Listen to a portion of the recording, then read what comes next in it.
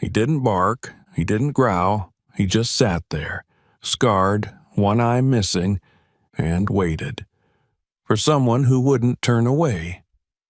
The man who found him wasn't looking for a dog. He was looking for a reason to keep going. And that night, in the silence between them, something broke, and something beautiful began. This story will stay in your heart forever. In the heart of the city of Marindale, tucked between brick apartment blocks and rows of narrow alleyways damp with autumn rain, stood an old 3-story townhouse that had long since fallen quiet. The paint was chipped, the garden weeds had won the war against the flower beds, and the mailbox often held more dust than letters. It was here, behind thick curtains and closed windows, that Edric Voss lived, or more precisely, existed. Edric was 51, tall but no longer straight-backed, with a face that bore the soft erosion of sorrow. His once dark blonde hair had faded to iron gray, his beard grown rough and untrimmed, framing a jaw that used to smile more than it frowned. His hands were strong, calloused from decades of electrical engineering work, and yet now they often trembled when reaching for the light switch in the kitchen at dawn. Since Lilia died, mornings were the hardest. The light that used to spill across the parquet floor now felt too sharp, too sterile.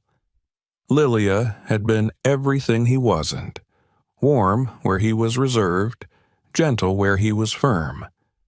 She stood barely to his shoulder, slim and bird-like, with curls the color of cinnamon and a voice that could hush a storm. She had been a teacher of literature, the kind who remembered every student's name and wrote birthday cards to the janitor.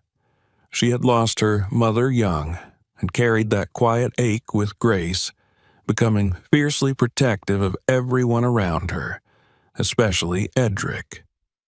They had met in a train station during a citywide blackout. How poetic, she would later laugh, that an electrician found a wife in the dark.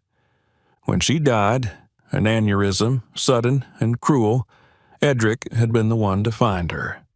One moment she had been humming in the hallway, arranging a vase of lilies. The next she was on the floor, lips parted, breathless. That sound, or lack of it, haunted him more than any nightmare. He stopped playing music after that. He stopped speaking much at all. Now the house was more memory than home. Her scarf still hung on the coat rack, faded and untouched. Her books remained in their exact order on the living room shelf. The third step on the staircase still creaked. Edric had never fixed it because she always said it sounded like the house sighing. But now, without her, it only groaned in protest. The fridge still held a jar of marmalade she made that he couldn't bring himself to throw away. Her slippers were still under the bed. Some days, Edric stood in the doorway of their bedroom just to look at the emptiness inside. His daughter, Solveig, had tried calling more often after the funeral, but life swept her away like a river around a rock. She lived in Oslo now with her husband, raising twins and managing a corporate marketing job that had no patience for pauses. She texted instead. "How are you, Papa? Eating okay? Let me send Elias to you for a while. It'll be good for both of you." That had been months ago, and now Elias was here. 12 years old, thin as a reed, with skin that always seemed slightly pale and fingers that twitched on the shutter button of a weathered Canon AE1 camera. His brown hair hung just a little too long, often fallen over one eye, and he rarely pushed it back. He barely spoke, and when he did, it was more to the lens than to Edric. He had inherited his mother's quietness, but not her warmth. Instead, Elias observed everything like an outsider, as though he wasn't quite sure how to fit into the skin of his own life. His parents' divorce had left cracks in him, invisible ones. Solveig never spoke of it in detail, only that he's not adjusting well, and he needs stillness, something simple, someone safe. She never said it, but Edric knew. He was the last option before therapy and boarding school. Their first few weeks together passed like smoke, visible but intangible. They spoke little. Breakfast was toast and tea in silence. Elias would sit on the couch flipping through photography books or adjusting settings on his camera. Edric would work in the small basement workshop, fixing radios he'd never use again, or trying to bring dead bulbs back to life. The television gathered dust. The walls between them thickened, not from malice but from absence. Once, Edric had tried to ask Elias if he liked living in Marindal. The boy had shrugged and said, "It's quieter than Oslo," and then gone back to adjusting his lens. Edric didn't ask again. Still, some things didn't need words. Elias took to wandering the city with his camera in the early afternoons.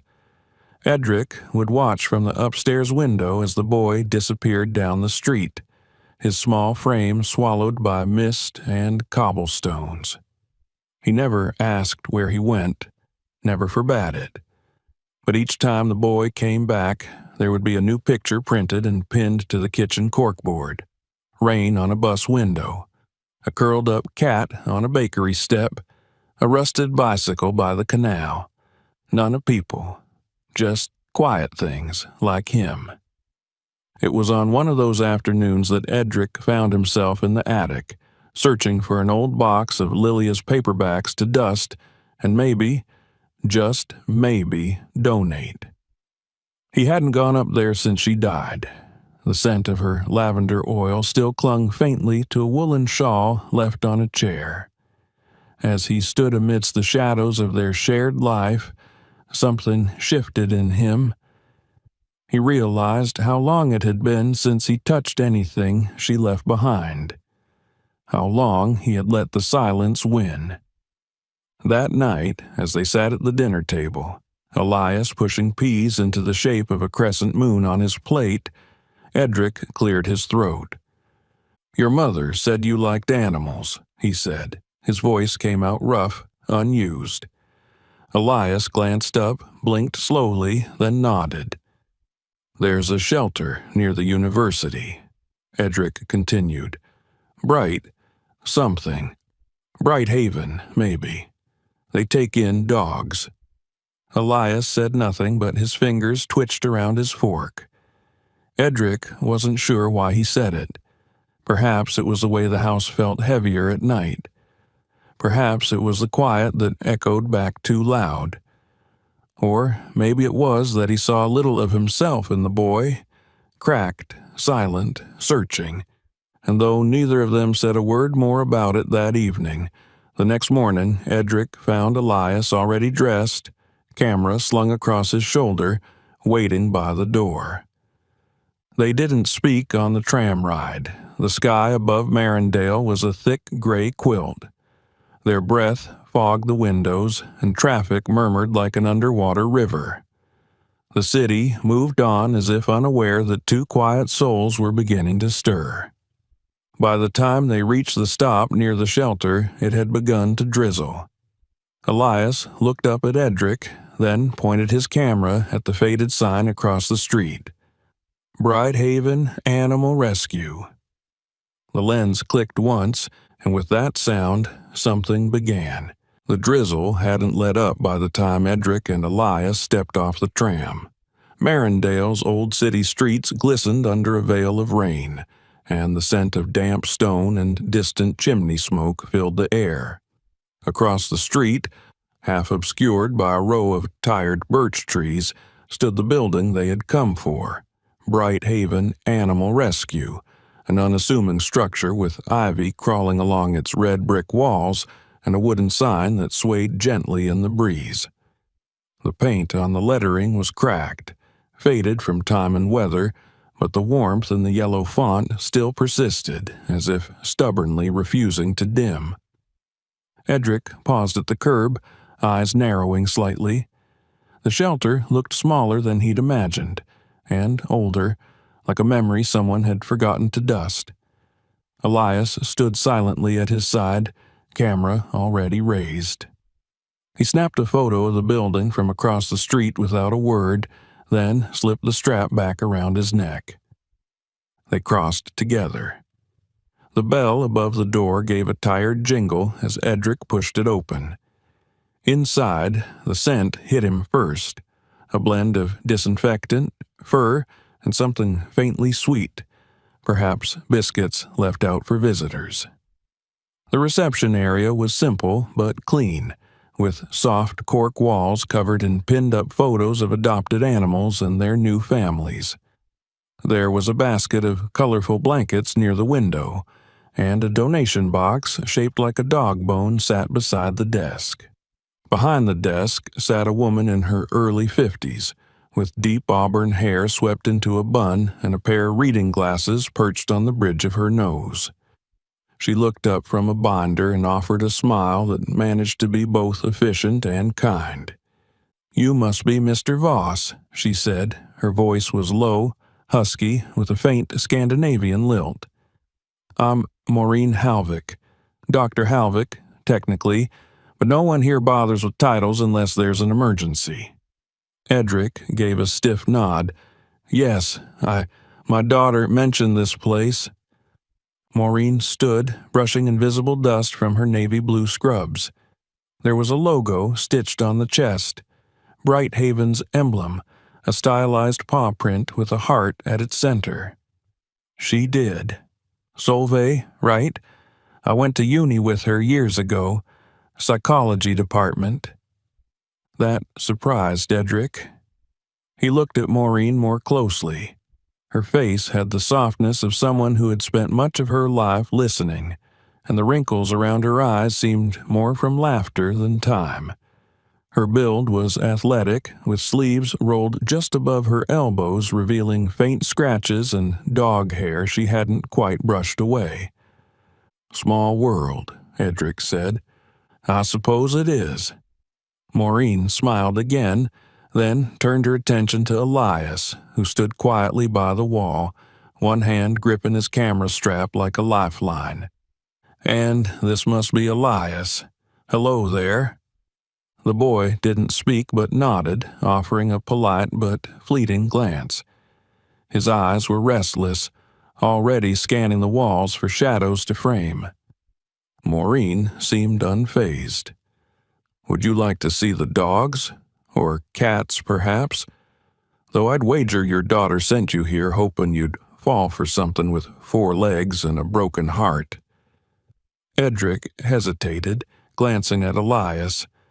"Dogs, I think," he said finally. Maureen led them through a side door marked K9 Wing.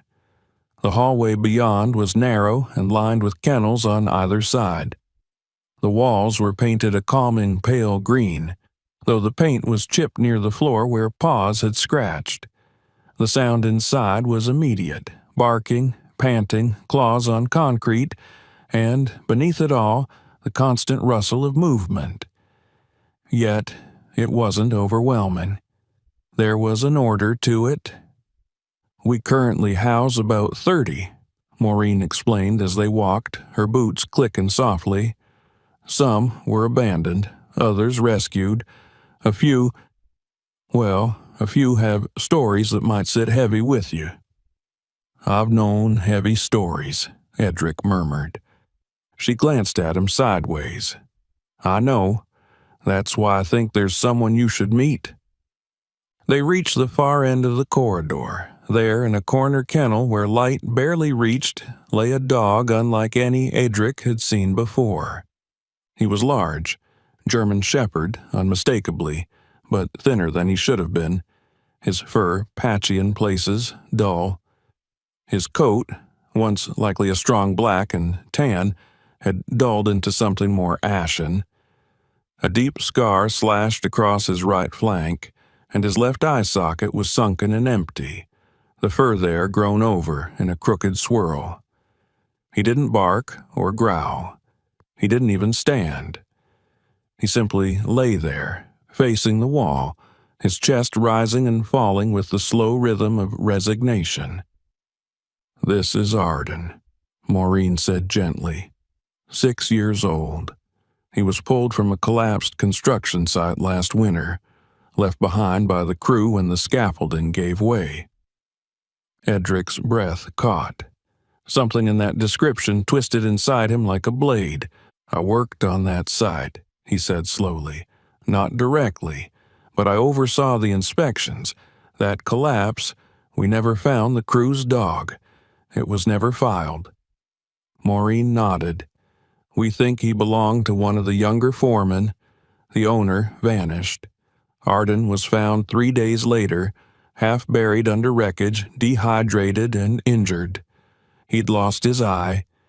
The rescuers said he didn't make a sound, just stared." Edric stepped closer to the kennel. Arden didn't react. "He doesn't bark?" Elias asked softly from behind. It was the first thing he'd said all day. "No," Maureen answered. "He barely makes a sound, but sometimes at night, when the others are sleeping, he lets out this low cry, like mourning. It's not loud, but it stays with you."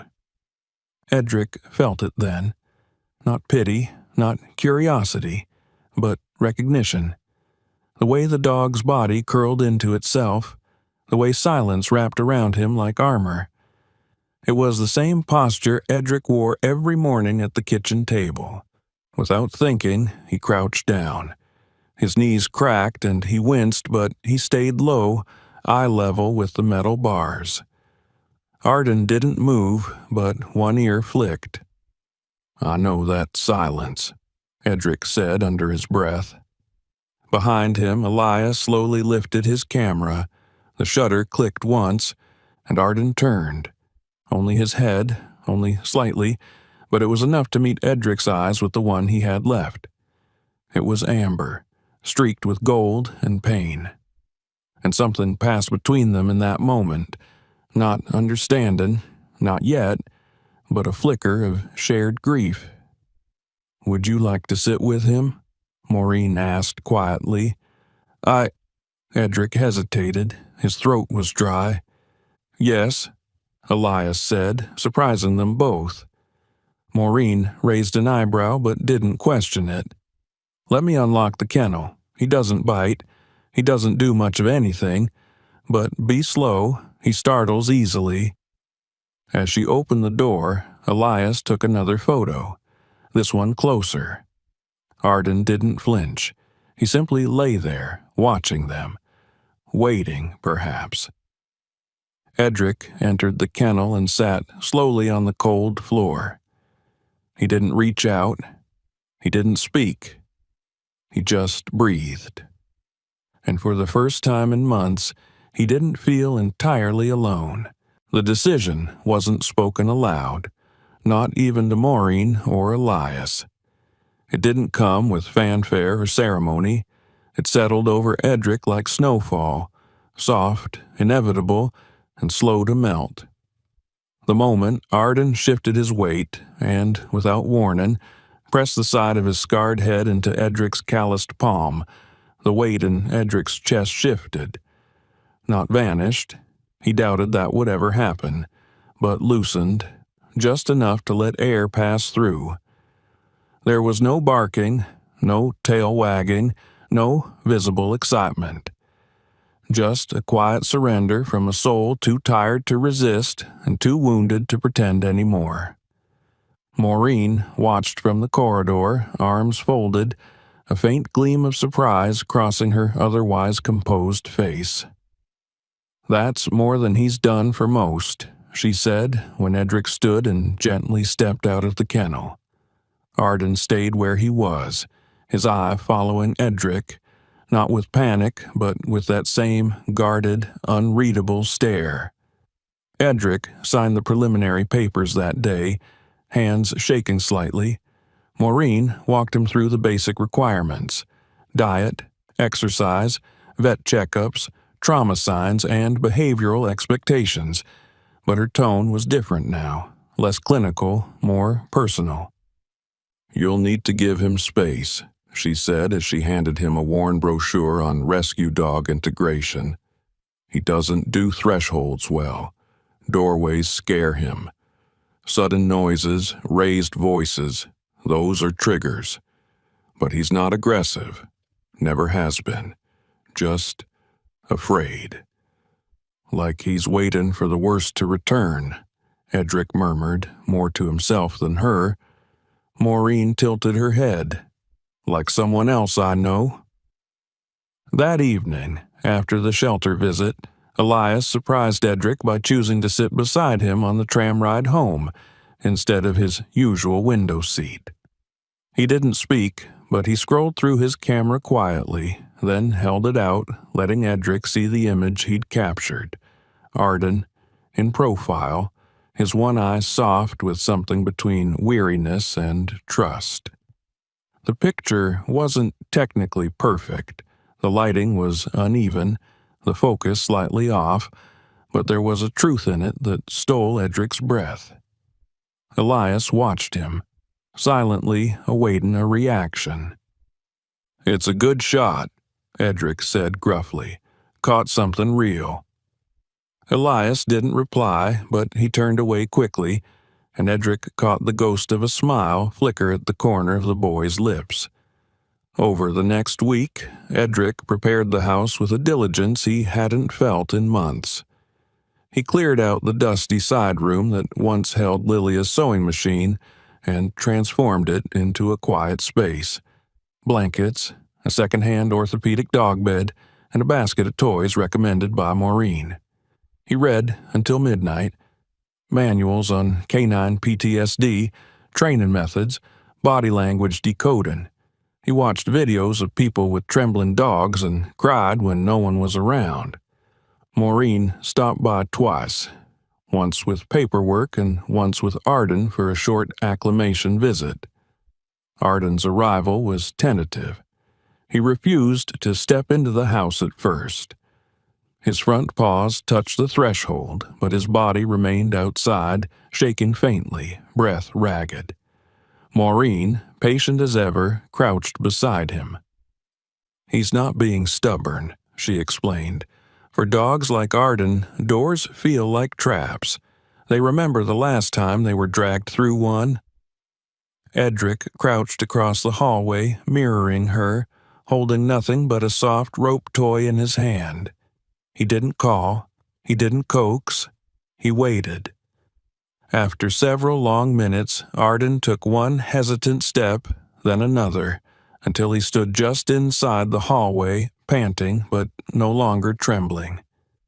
Edric set the toy down and said quietly, "Good boy." Elias watched it all from the staircase, camera forgotten in his lap. By the time Arden's adoption was finalized, the staff at Brighthaven were quietly emotional. Jenny, the young kennel tech who usually avoided lingering too long on any goodbye, hugged Arden gently around the neck, whispering something Edric couldn't hear. She was short and slight, with honey-blonde curls and wide brown eyes that always looked just a little tired.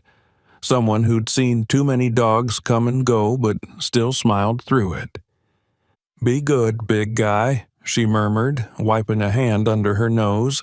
"You've earned this." The ride home was nerve-wracking. Arden trembled in the back seat of Edric's old Volvo, his entire body taut like a coiled spring. Edric drove slower than usual, avoiding every pothole, while Elias leaned over the back of the passenger seat, camera poised but unused.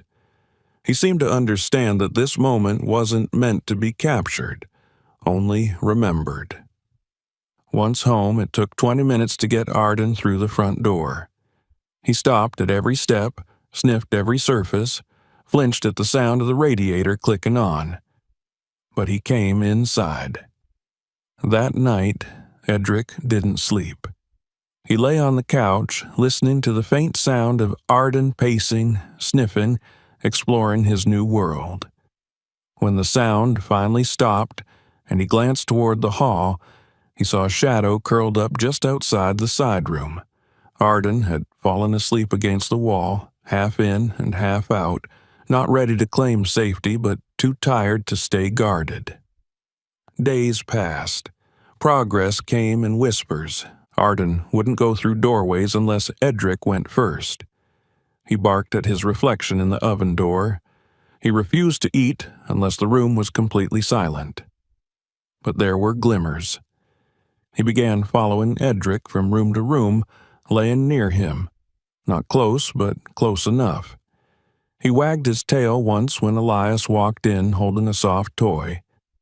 He touched noses with a pigeon through the garden fence and didn't growl. Small things. Tremendous things.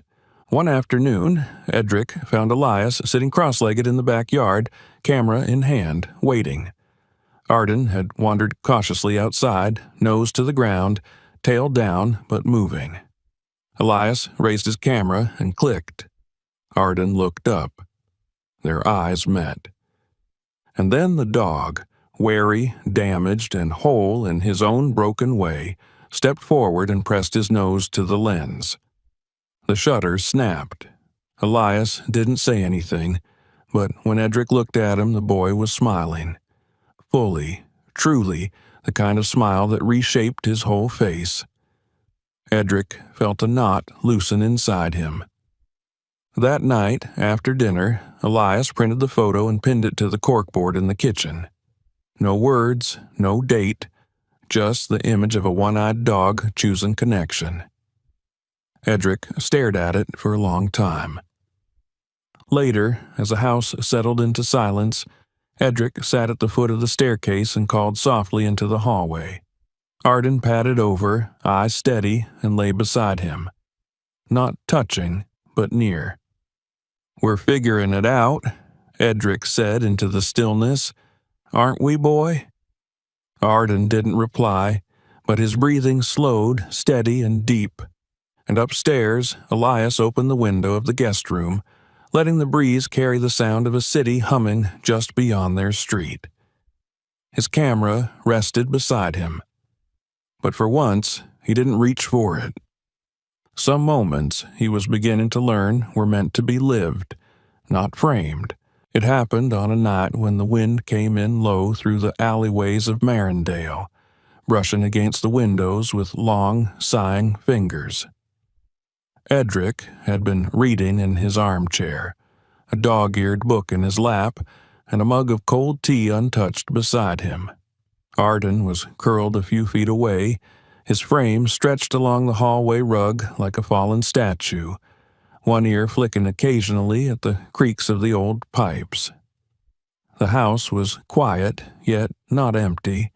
A subtle shift had taken place in recent days. The silence no longer pressed so heavily. It breathed, softened by the presence of footsteps that were not his own, by the rustle of paws, by the faint hum of a boy in the room upstairs arranging photographs like prayers. As the clock marked 10, Edric rose with a wince. His back ached more these days. Age and grief made cruel partners, but he moved to switch off the hallway lamp. Arden lifted his head. For a moment, the dog simply stared, his one amber eye glinting in the half-light. Then he stood and padded over. Not urgently, not fearfully, with purpose. Arden nudged Edric's leg once, then turned, walking slowly down the corridor toward the far end of the house. Toward the door, no one opened. Edric's breath caught. The bedroom. He hadn't been inside it since the morning after Lilia died. The handle was still wrapped in a long silk ribbon, tied in a double knot by Solveig when she came to help with arrangements. "Don't go in yet," she'd whispered. "Give it time." But time hadn't brought him there. Time had only taught him how to live around the door. Arden paused by the ribbon, tail still, body patient. He looked over his shoulder at Edric, then sat. "I can't," Edric murmured.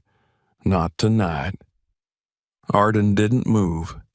Somewhere upstairs, Elias's bedroom light flicked off. The boy had begun to adopt a rhythm in the house, quiet, gentle, curious, but hadn't once asked about the closed door at the end of the hall. Still, Edric suspected he noticed everything. The boy had a photographer's eyes, trained not on the subject but the space around it. He reached forward and untied the ribbon. The door creaked open slowly. The air inside was different, still holding Lilia's perfume, faint lavender and old paper. Nothing had changed. The quilt she embroidered rested neatly on the bed, her reading glasses perched atop a stack of books on the nightstand, a pair of slippers tucked beneath the edge of the curtain. The room was as she had left it, not frozen in grief, but gently paused, like a breath held for too long. Arden stepped in first, paws silent on the floorboards. He sniffed the base of the dresser, the corners of the carpet, then moved to the bed. With the same care he'd shown that first day in the house, he climbed up, not to the center but to Lilia's side, and curled into a ball, his chest rising and falling in steady rhythm. Edric stood at the doorway for what felt like hours. Then, slowly, he stepped inside. The bed welcomed him with a softness that startled him. He didn't cry, not yet, but the ache came, deep and rooted like a muscle long ignored. He lay beside the dog, not touching, eyes fixed on the ceiling fan that had never worked quite right, remembering how Lilia used to laugh at its uneven spin. Arden shifted, inching closer, his fur brushing against Edric's arm. Two broken hearts breathing in sync. That night, for the first time in over half a year, Edric slept in his bed. The next morning, Elias stood in the doorway holding 2 mugs of hot cocoa, his own version of breakfast. His hair was a wild halo of sleep, and his shirt was mismatched with his pajama pants. He blinked at the sight of Edric and Arden, both still on the bed. "You went in," he said softly. Edric nodded, sitting up slowly. "He led me." Elias crossed the room and handed him a mug. He hesitated, then sat on the corner of the bed, careful not to disturb Arden, who was now dozing, his ears twitching in dream. The boy looked around the room curiously, eyes settling on the stack of books. "She liked poetry," Edric offered. "Did she read to you?" "Every night," Edric said, "even when I didn't ask, especially then." There was a pause. "What was she like?" Elias asked, voice even smaller. Edric looked out the window at the gentle sway of bare branches. "She was alive in every room she entered. Not loud, not showy, just present. She had this way of making people feel seen, the kind of woman who remembered your favorite tea even if you only told her once. She taught high school literature, thought every teenager deserved at least one adult who believed in them." "She sounds like someone I would have liked," Elias said. "You would have," Edric replied. "She would have loved your photographs, would have made you an album by now." A knock interrupted them, soft, deliberate. It was Maureen, framed in the hallway light, coat damp with morning mist and cheeks flushed pink from the cold. "Hope I'm not too early," she said, holding a folder in one hand and a small brown bag in the other. "Brought cinnamon rolls." Elias slipped past her with a shy smile. Maureen stepped inside, pausing when she saw Edric still sitting on the bed beside Arden. "You went in," she said, echoing Elias' earlier words. "He asked," Edric replied.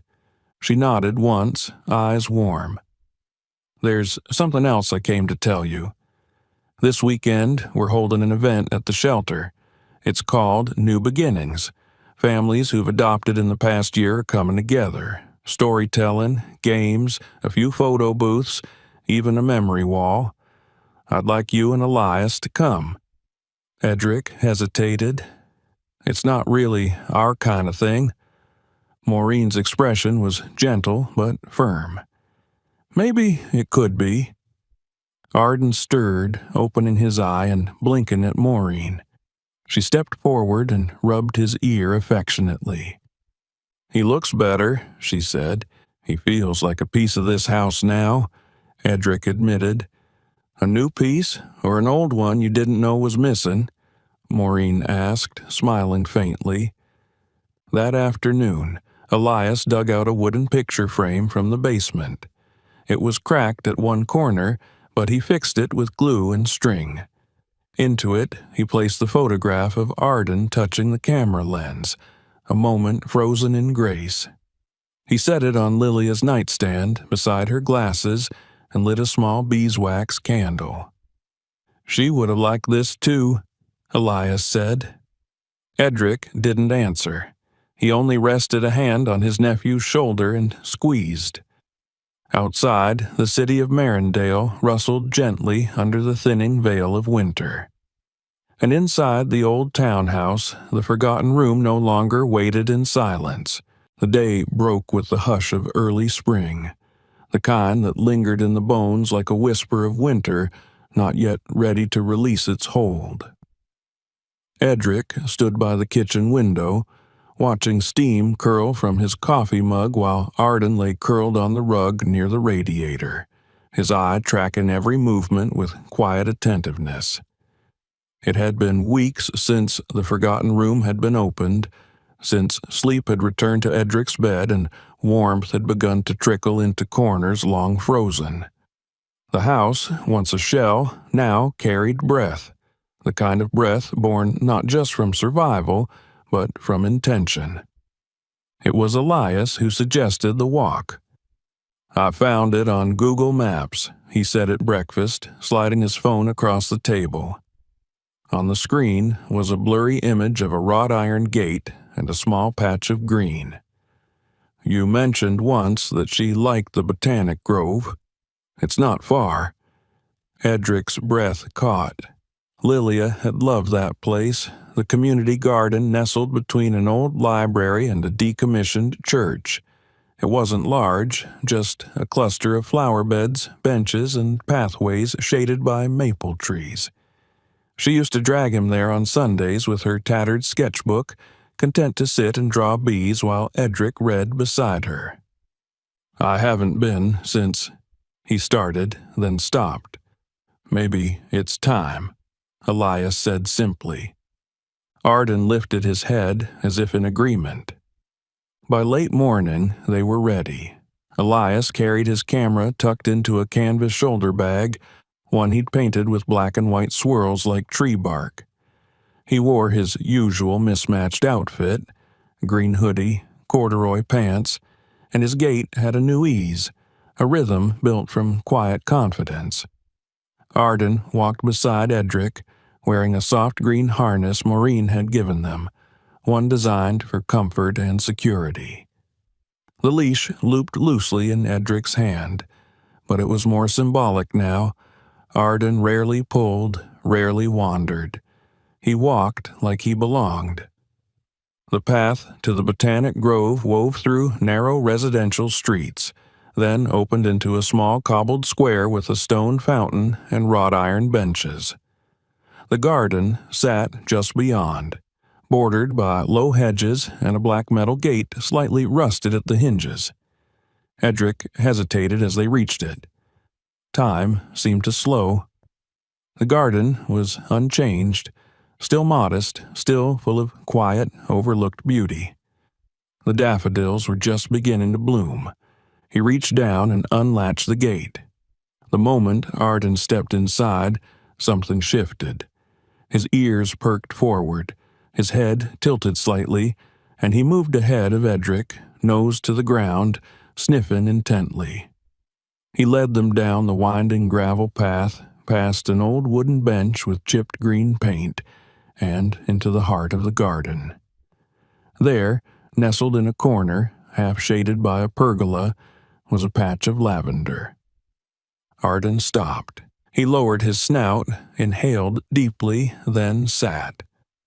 Edric stood beside him, frozen. It was her favorite. Lilia used to plant lavender in every pot on their windowsill. She said the scent reminded her of the summers in Aix-en-Provence, where she had studied art in her youth. The smell filled the house for years, on her hands, in her scarves, in the folds of her books. Edric crouched slowly, knees stiff, one hand brushing the edge of the lavender bush. The scent bloomed into the air like memory. And then, without warning, the tears came, not in a wave, but as a slow, silent flood. His shoulders shook. He covered his face, ashamed of the sound that escaped his throat. Arden leaned into him, not pushing, just offering weight. A solid presence against the unraveling. Elias stood a few paces back, camera lifted. But he didn't take a photo. Not yet. Instead, he knelt quietly and waited. It was minutes, maybe longer, before Edric sat back on his heels, wiping his face with the sleeve of his jacket. "She used to hum here," he said, voice hoarse. "Same tune every time. Some old lullaby from her childhood. I never knew the words, but I remember the sound." Arden pressed his head gently against Edric's side. Elias finally raised his camera. The shutter clicked. They stayed in the garden for nearly 2 hours. Edric wandered the winding paths, pausing at the water feature where frogs often congregated, or the rose trellis now just beginning to show green. Arden followed faithfully, tail low but content, eyes scanning with curiosity. Elias documented everything. Not the garden itself, but Arden's movement within it. His pauses, his sniffs, his way of brushing past a faded wind chime as if drawn by sound. It became more than just a walk. It became a conversation between memory and motion. That evening, Elias loaded the photographs onto Edric's old laptop, the screen casting soft blue light across their small dining table. He worked in silence, occasionally adjusting contrast or cropping an image slightly. When he was done, he titled the folder Memory Pause. "I want to submit them," he said. "There's a school photo competition. Themes emotion in everyday moments. Deadlines tomorrow." Edric looked at the images, at Arden sniffing the lavender, Arden lying beneath the bench where Lilia used to read. One shot stood out. Edric, kneeling, his back to the camera, Arden's head resting against him like an anchor. "Do it," Edric said. "They're beautiful." 3 days later, a reply came. Not from the school, but from a local photography magazine called the Marindale Frame, known for its focus on emerging youth artists and community storytelling. The email was addressed to Elias, but copied Edric. It praised the raw emotional resonance of the series, the intimacy between subject and background, and offered to feature the full set in their upcoming City and Heart spread. Elias stared at the screen in disbelief. "They want to interview me, about Arden, about us." Edric swallowed a lump in his throat. "Then we'll tell them." Later that night, while Elias tapped away on a list of talking points for the interview, Edric sat in the living room, Arden resting at his feet. He reached into a box tucked beneath the sofa and pulled out one of Lilia's old sketchbooks. He hadn't opened it in years. Inside were drawings of gardens, cats, wildflowers, and one page, yellowed with time, showing a man and a dog sitting side by side beneath a lavender bush. It wasn't him. It wasn't Arden. But somehow it had always been this moment. Spring in Marindale arrived in slow, careful steps, like someone unsure of their welcome. The frost melted in patches, the sidewalks turned slick with thaw, and daffodils pushed their heads stubbornly through soil still cold to the touch. Edric Voss watched it all from the kitchen window as he scribbled another line into a notebook that hadn't seen ink in years. It was leather-bound, worn at the edges, and tucked between its pages were ticket stubs, dog-eared pamphlets, and a printed photograph of a German shepherd touching his nose to a camera lens. The journal had started as a suggestion from Maureen. It might help, putting it into words, she had said, but had become something more personal. Each entry wasn't just a record of Arden's progress. It was a quiet reckoning, a bridge between past and present. He titled the notebook The Quiet Companion. March 21st, he wrote. Arden wagged his tail at the sound of the squeaky duck this morning. Actually chose to play. It lasted 30 seconds, but it happened. That's something. It had been nearly 2 months since Arden arrived, and the transformation, though far from cinematic, was steady and real. He now greeted Edric with a quiet huff and a twitch of his tail each morning. He slept curled at the foot of Edric's bed, no longer pacing in the hall or shivering at distant thunder, and in the park, when Elias whistled and broke into a sudden run, Arden would chase him, not with frantic energy, but with cautious delight, his ears up, his gait loose, his tongue lolling with what could almost be called joy. The first time Edric saw it, a crooked grin stretching across Arden's scarred muzzle as he dropped a chewed-up tennis ball at Elias' feet, he felt something inside him unlock. Not completely, but enough to breathe without guilt. Elias had bloomed too. The boy, who once barely spoke, now peppered his sentences with descriptions of camera angles and light exposure, and had recently joined the school's creative arts club. His teacher, Miss Hannelore Dietz, a stern but fair woman in her early 60s with clipped gray hair and sharp cheekbones, had been the one to invite him to speak during the school's spring showcase. "She's very old-fashioned," Elias had said, fidgeting with his camera strap as they walked home from school. "But she told me my photos made her cry. She wants me to talk about Arden, and memory, and healing." "You'll do fine," Edric said, though his chest tightened with the memory of his own childhood fear of public speaking. "Just tell the truth."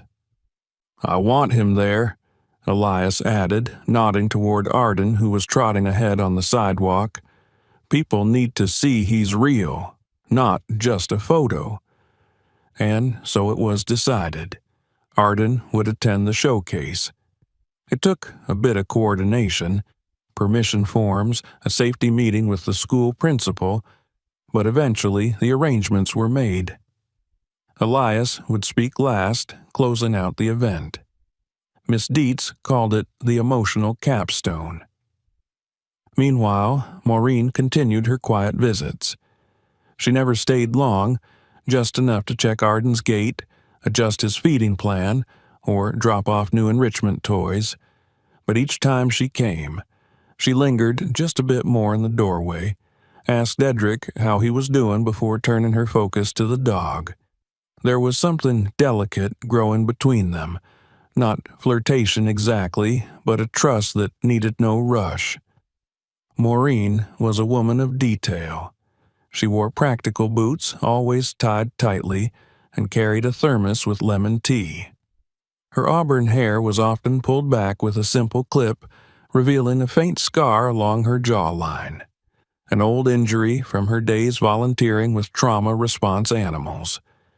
She rarely spoke of her past, but when she looked at Arden, there was a softness in her eyes that spoke volumes. "I'm not used to seeing him like this," she admitted during one visit, watching as Arden gently nudged Elias' elbow during a board game. "You've done something right." "I just gave him space," Edric replied. "Sometimes that's everything," she said, then smiled. Small, but real.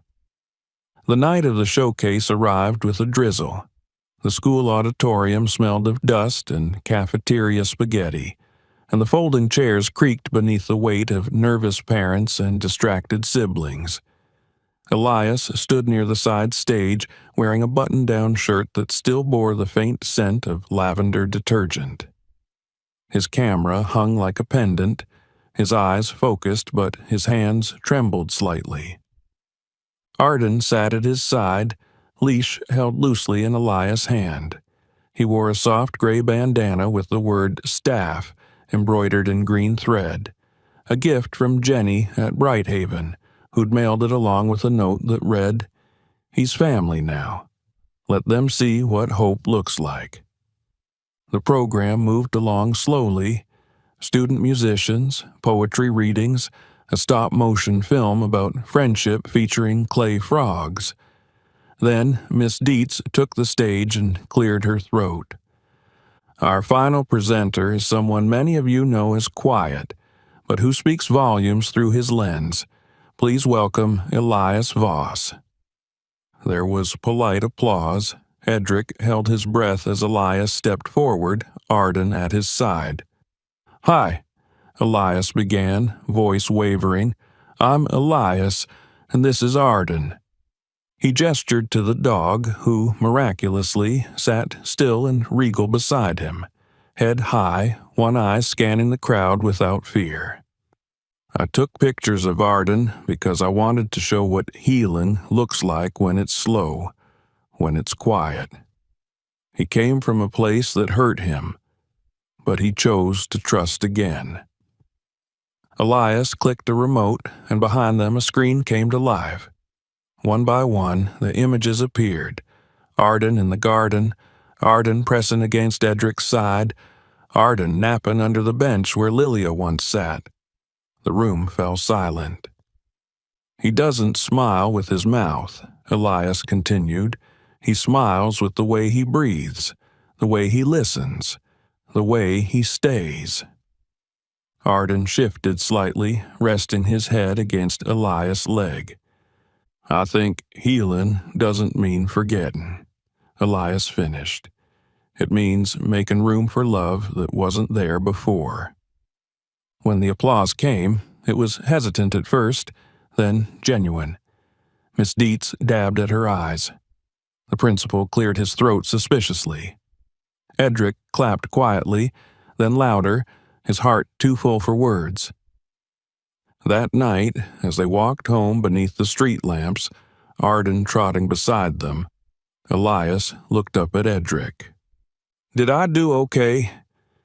"You did more than okay," Edric said. "You made people feel something. That's rare." Elias looked down at Arden, who was sniffing the air contentedly. "I think he smiled," the boy said. Edric nodded. "I saw it too." And in the soft dark of their street, under the glow of Marindale's lights, the dog, who once cried in silence, let out a soft huff, a sound almost like a sigh, almost like laughter, almost like a song. He was learning. It was a Saturday evening in late April when the calm fractured. The sun was setting behind the city skyline, casting a golden haze over Marindale's central green. It was a rare warmth, the kind that made people linger longer on benches, children laugh louder near fountains, and dogs stretch lazily under fading light. Arden, now visibly healthier, walked beside Edric without a leash, responding to voice and body language with quiet precision. His gait was steady, though a slight hitch in his back right leg still hinted at old trauma. He wore his gray bandana, faded from washing but worn with pride.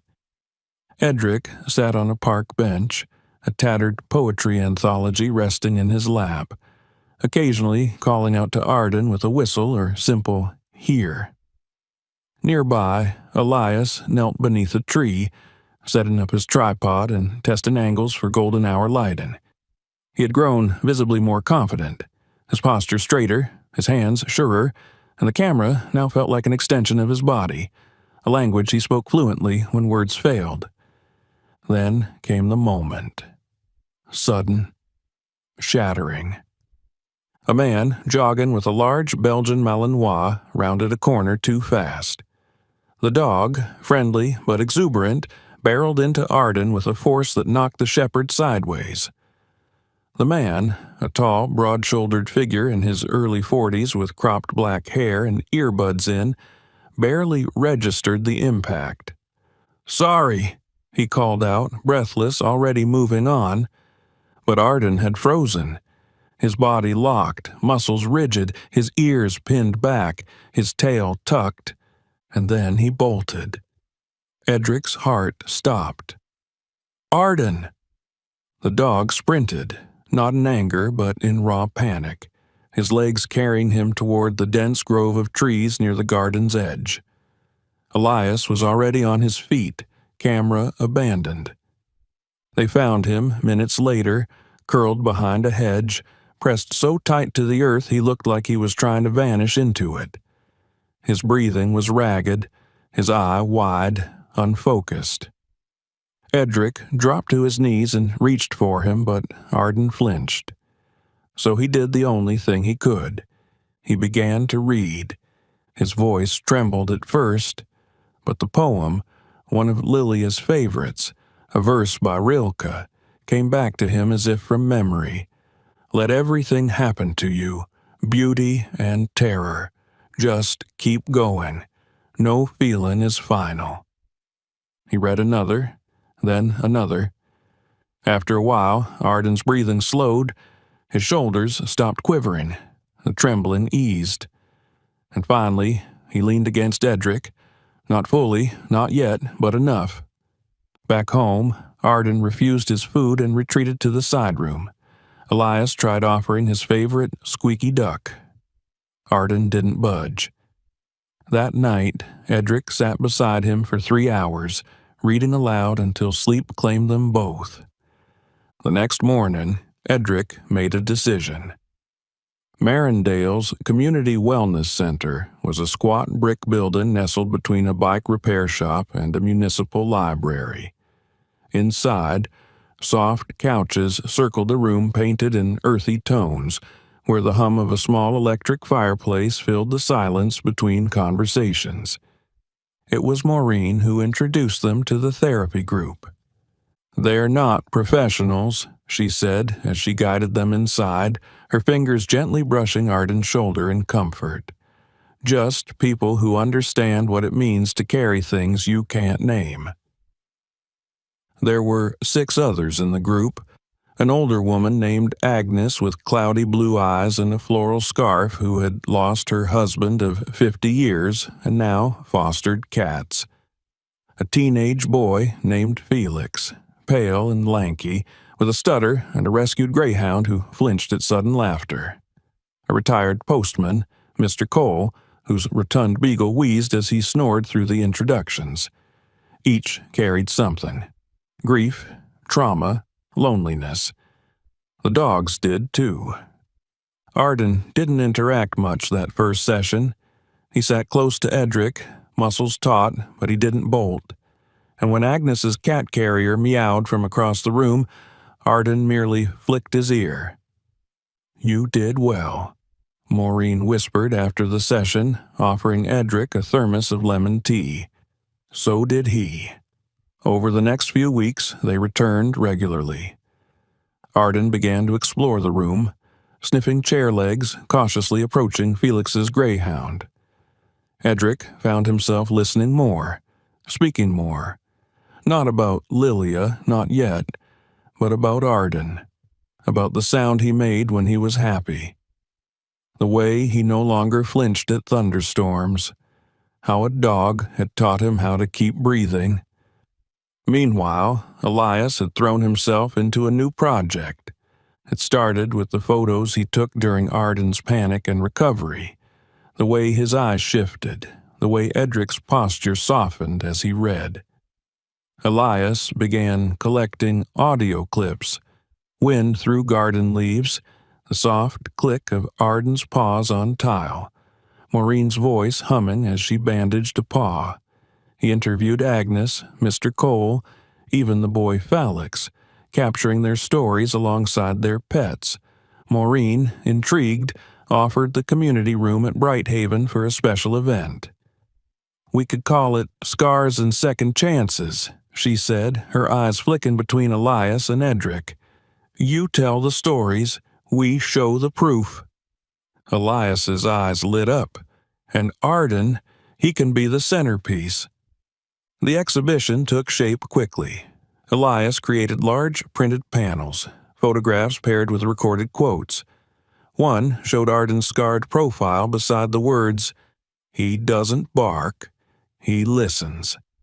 Another featured Agnes cradling a kitten with the line, "Loss doesn't make you empty, it makes space." Soft music played in the background, notes of piano and breath. On the night of the event, the shelter overflowed. Locals arrived in scarves and spring jackets, drawn by the flyers Elias had designed and the article the Marindale Frame published earlier that month. Journalists, teachers, students, people who had lost something, people looking for hope. Maureen wore a dark green dress and silver earrings shaped like leaves.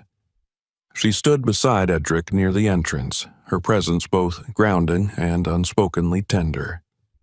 Arden sat at Edric's side, calm, unmoving, his bandana now updated with embroidered gold thread. Exhibit Muse.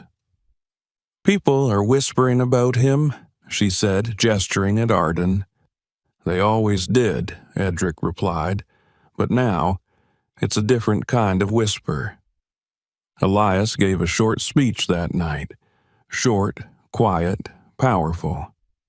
"These aren't rescue animals," he said, "they're survivors. They don't need saving, they need seeing." Applause, real and resounding. Afterward, a small girl with a prosthetic leg approached Arden, offering him a biscuit from her coat pocket. Arden sniffed, then gently took it from her hand. She beamed. Her father blinked back tears. Later, as the crowd thinned and the candles burned low, Edric stepped out into the cool night air, Arden trotting beside him. Maureen followed, wrapping her coat tighter. "You ever think," she asked, "how different your life would be if you hadn't walked into Brighthaven that day?" "I think about it every day," Edric said, "and I thank God I did." Behind them, laughter echoed from the shelter. Light spilled through the windows like warmth reborn. The past still ached, but the present was breathing. It had been a full year since Edric Voss first stood in the doorway of Brighthaven Shelter, cold coffee in hand and grief wrapped around his shoulders like a second skin. Now, as morning sun stretched across Marindale's cobbled streets, Edric walked with a gait that bore no haste, but had purpose. His spine was straighter, his hands less heavy. Beside him, Arden trotted proudly, head high, tail swaying with casual confidence. The gray in his fur had softened but not dulled him, and the golden threads in his one remaining eye gleamed like fire when the light struck just right. They passed the bakery, where Edric now stopped every Friday to buy cinnamon rolls for the volunteers at the senior center. Arden sat patiently by the door, earning treats and gentle ear scratches from familiar faces. Children knew his name. Older women waved from benches. He wasn't just a dog anymore. He was part of the town's breath, woven into its morning rituals like birdsong or church bells. Edric had become a fixture too.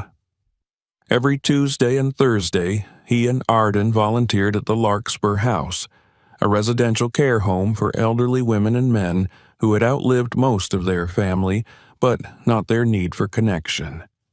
Arden's presence brought them comfort in a language that no medication could match.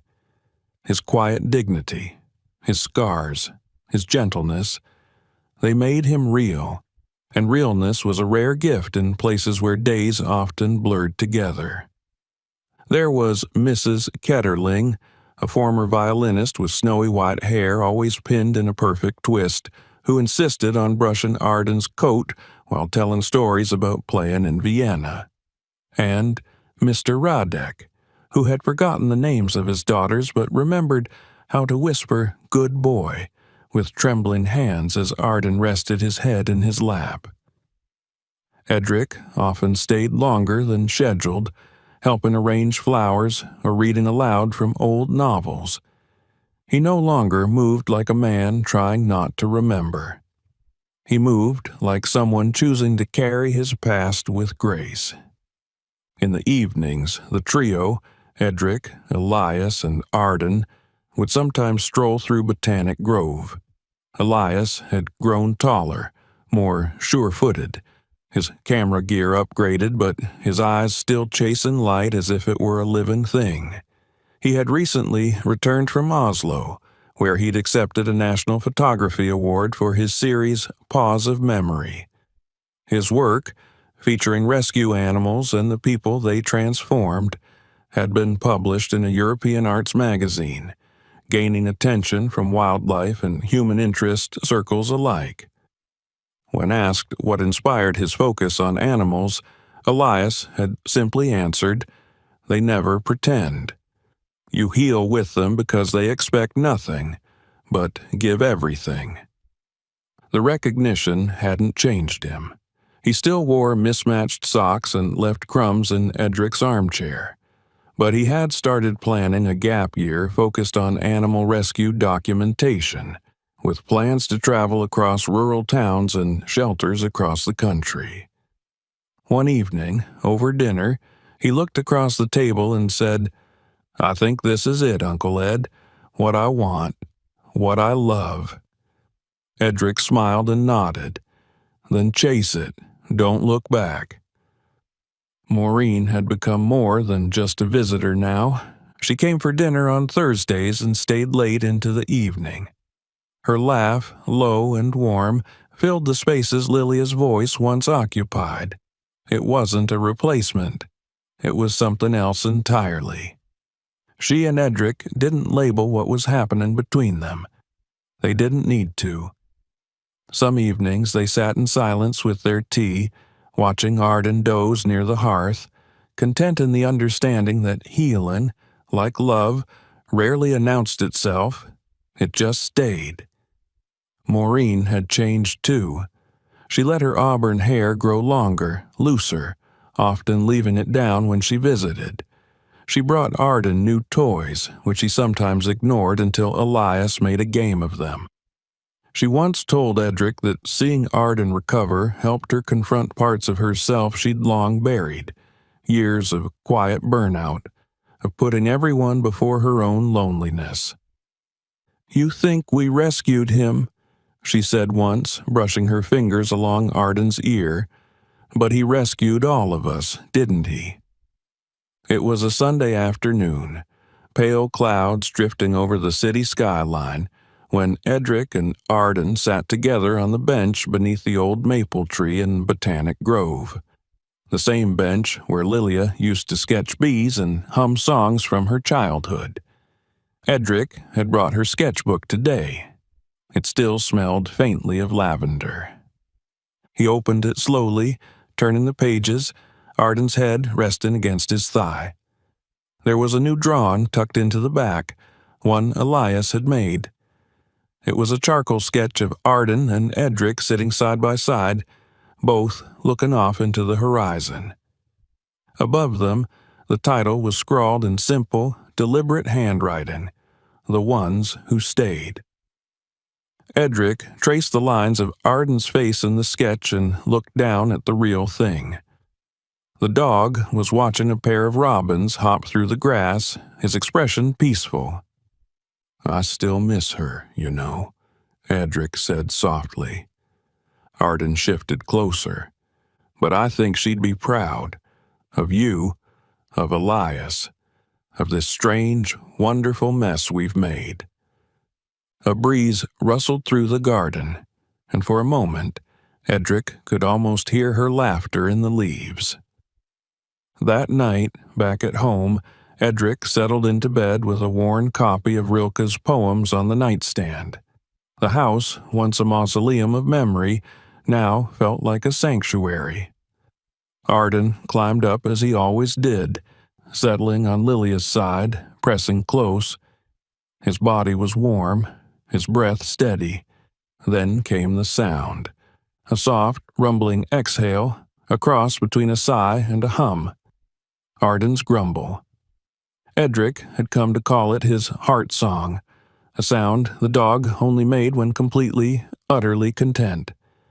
It wasn't loud, but it vibrated through the room like truth.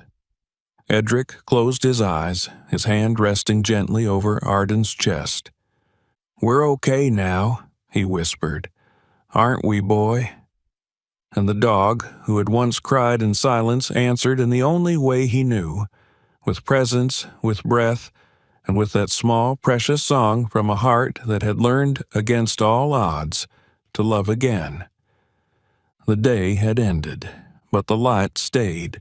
Sometimes the greatest miracles don't come with thunder or lightning. Sometimes they walk into our lives with one eye, a few scars, and a silent heart that still knows how to love. Through Arden, Edric didn't just find companionship, he found grace. The kind of grace that only comes from above. The kind of healing only God can orchestrate through the most unexpected vessels, like a broken dog or a grieving child, or even a heart too tired to hope. In this world, where loneliness hides in plain sight and pain speaks in whispers, may we remember: no wound is too deep, no past too dark, and no soul too lost for God's light to find it again. If Arden could learn to smile after all he'd endured, maybe we can too. May the Lord bless every heart watching this. If this story touched your soul, share it with someone who needs hope today. Comment below and tell us your own story of healing. Don't forget to like, subscribe, and click the bell so you never miss another story of redemption and faith. And tonight, before you sleep, whisper a prayer for the ones still waiting, for their Arden, for their miracle. Because sometimes God answers in fur and quiet footsteps.